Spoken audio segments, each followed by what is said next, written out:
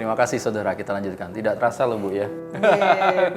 Bener. Kalau udah ngobrol itu apalagi betul. yang itu biasanya inspirasi ibu keluar tuh kalau gitu ya, Bu, sudah ya? diajak ngobrol dipancing begitu. Nah ini kan sudah 4 tahun ya Bu. Jadi tadi sebelum pandemi, kemudian pas pandemi justru banyak memberikan inspirasi, banyak memberikan ide-ide. Triggernya justru di situ untuk memperkuat tim penggerak PKK supaya manfaatnya, strategi-strateginya memang langsung masuk dirasakan oleh masyarakat. Nah kalau sampai sekarang ini menurut Ibu bagaimana? Sudah puas belum Bu? Atau bagaimana ini posisi teman-teman kawan-kawan atau tim penggerak PKK ini? Provinsi Bali ya Bu ya? Sampai ke mana? Ke desa-desa gitu. Bagaimana sih Bu sekarang? Iya, sebenarnya Ibu selalu mengedepankan kata cukup, bukan puas. Nah, gitu kan. Kalau cukup, sekarang kita melakukan begini, oh cukup sampai di situ karena kemampuan kita sebegitu. Tetapi ke depannya, adakah yang lebih baik yang mampu kita lakukan? Nah, Ibu selalu begitu. Jadi sehingga apa? Kita selalu dipicu kecerdasan kita untuk menghasilkan sesuatu yang kreatif, yang inovatif, tapi bermanfaat langsung kepada masyarakat. Jadi Ibu melihat jangan sampai PKK itu sibuk ngurus organisasinya. Nah, jadi mestinya organisasi itu yang ngurus masyarakatnya, kan begitu. Biasanya kan sibuknya begitu berkutat dulu di urusan organisasi, bikin ikut kegiatan ini, ikut kegiatan itu, tetapi itu hanya yang formal-formal saja.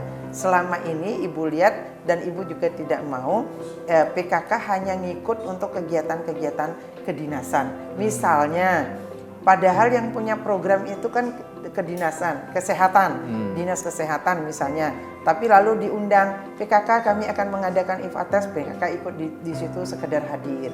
Sekarang Ibu balik, PKK lah yang menjadi leader dari programnya. Gandeng kemudian dinas-dinas yang ada. Nah, dari pengalaman Ibu dulu kan bersinergi sudah turun dinasnya, sekarang lebih lagi. Lalu Ibu bisa menyampaikan, Bapak Kepala Dinas, Ibu Kepala Dinas, PKK akan melakukan kegiatan ini. Apa yang bisa Ibu sampaikan untuk kegiatan-kegiatan Ibu atau Bapak saat itu? Nah, satu persatu dinasnya sudah menawarkan, misalnya kemarin ketika Ibu turun 2 hari di Nusa Penida, Ibu keliling itu ke semua beberapa desa di Kecamatan Nusa Penida, itu Pakis juga turun di situ. Jadi dinas, misalnya Dinas Ketahanan Lingkungan Hidup, di masing-masing tempat Ibu turun di 4 tempat. Ya, di 4 tempat itu masing-masingnya membantu dengan 100 bibit pohon yang sesuai dengan daerah kebutuhan itu. di sana. Ya, dari KLH juga melihat pohon apa yang cocok di situ. Nah, kita coba di situ. Nah, kemudian dari pertanian itu membantu itu hampir 4.000 bibit cabai. Nah, Ibu bilang ditanam, dirawat. Nanti kalau berbuah saya akan datang ikut merasakan apakah cabai di Nusa Penida ini sama pedasnya. Begitu kan? Jadi dengan cara begitu kan masyarakat, nanti Ibu saya akan datang loh, si Ibu bilang gitu. Nanti saya akan minta cabai di sini. Nanti pohon manggisnya ditanam ya, nanti kita panen bersama. Nah, Ibu cara komunikasinya seperti itu.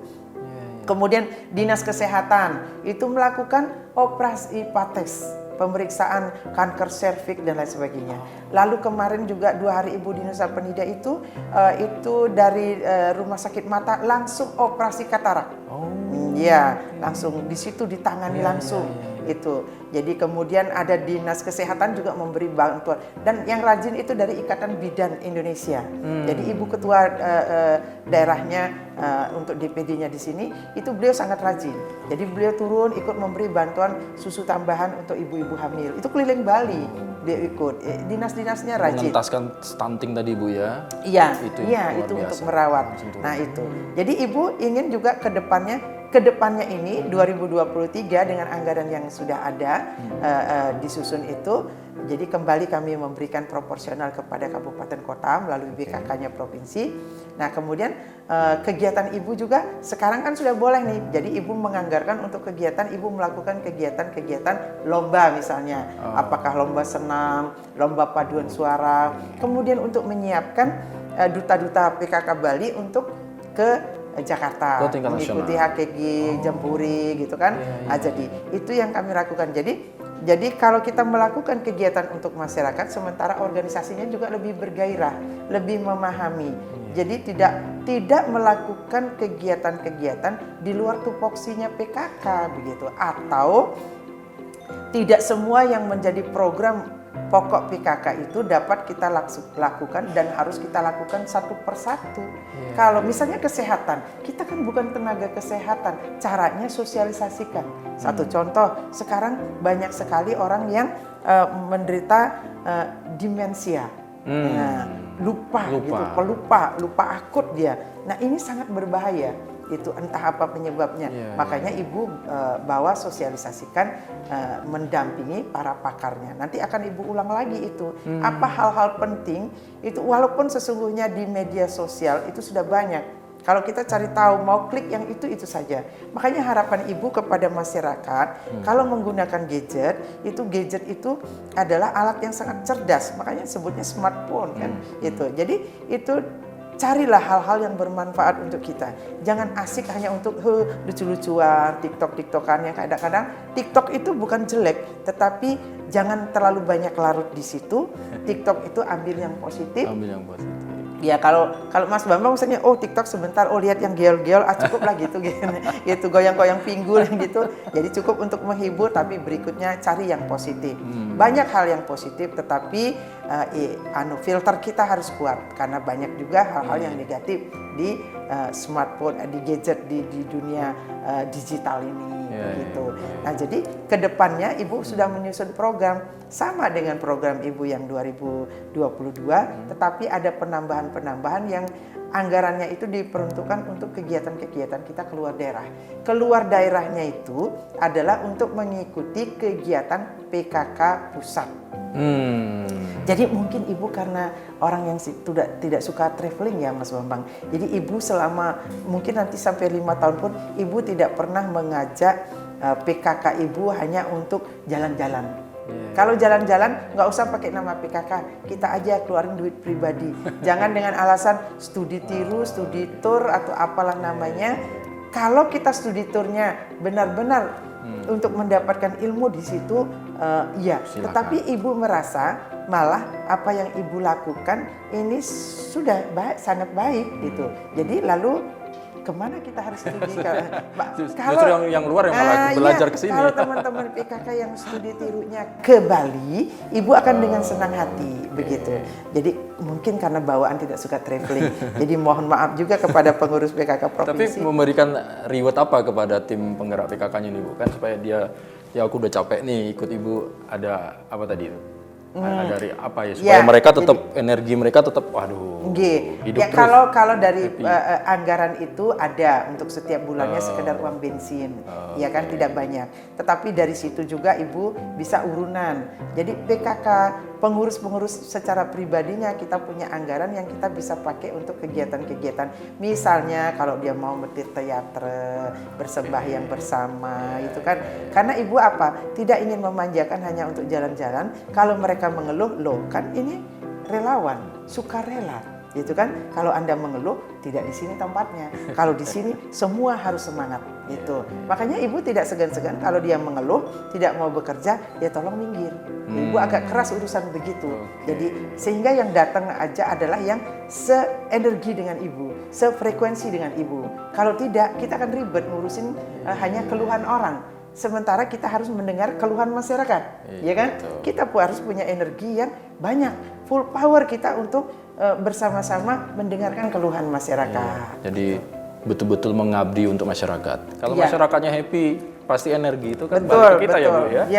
Iya. Jadi tugas kita adalah menyasar ke keluarga-keluarga, ya sasar mereka. Apa yang kita berikan, apakah dalam bentuk bantuan yang langsung atau edukasi atau pencerahan, ya kita lakukan itu.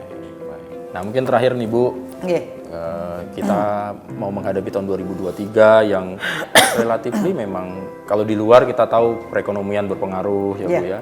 Nah ini kan tantangan juga untuk keluarga-keluarga kita yang karena saya yakin PKK dibentuk karena untuk menciptakan pertama kali karakter-karakter anak terbangun itu dari keluarga. Betul. Jadi ini yang sangat luar biasa. Pesan apa Bu yang ingin sampaikan kepada keluarga, terus juga kepada penggerak PKK supaya kita bisa tetap tough di tahun 2023 selain tadi program-program Ibu tetap berkelanjutan jalan.